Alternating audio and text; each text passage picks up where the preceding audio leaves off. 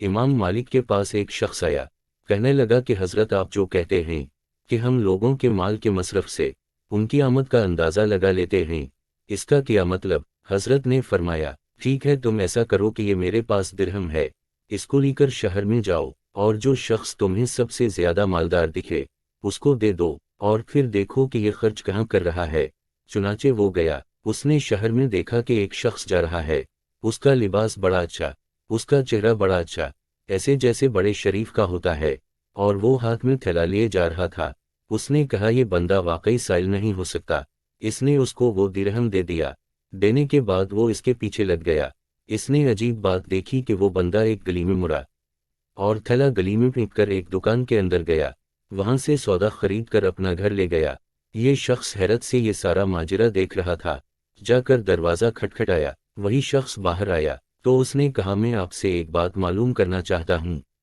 آپ مجھے پوری صورتحال اور اس کی حقیقت بتائیں۔ اس نے کہا دیکھو میں سادات میں سے ہوں، میرے گھر میں 3 دن سے فاقہ چل رہا ہے، گھر کے بچے اس وقت فاقہ کی وجہ سے مرنے کی حالت میں پہنچ گئے ہیں، میں اپنی کسی بیماری کی وجہ سے محنت کے قابل نہیں، نہ ہم کسی سے کچھ مانگ سکتے ہیں، تو آج بچوں کو اس فاقہ کی حالت میں دیکھ کر تڑپتا دیکھ کر اٹھا، اور میں نے باہر ایک مردہ بکری کو دیکھا تو میں نے سوچا کہ میں اس کا گوشت لے جاتا ہوں، میرے بچوں کے لیے اس اضطرار کی حالت میں حلال ہے۔ میں نے بکری کی ران کاٹی اور لے کر جا رہا تھا کہ آپ نے مجھے پیسے دے دیے، اب میرے لیے اس کا استعمال کرنا حرام ہو گیا، میں نے اس کو پھینک دیا، دکان سے یہ چیزیں خریدا اور گھر والوں کو دیا، اور کہا ایک صاحب نے مجھے ہدیہ دیا ہے، چنانچہ جو پیسہ آپ نے دا وہ سزد گھرانے کے بچیوں نے اضطرار کی حالت میں استعمال کیا۔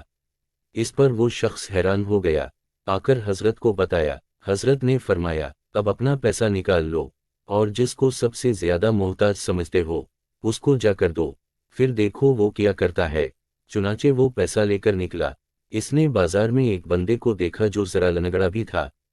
اور فقیر بنا ہوا تھا، چنانچہ اس نے سوچا کہ یہ مزدور بھی ہے، فقیر بھی ہے، اس کو پیسہ دیتا ہوں، پیسہ اس کو دے دیا اور اس کے پیچھے چلنے لگا۔ دیکھا کہ وہ سیدھا ایک ایسی دکان پر گیا جہاں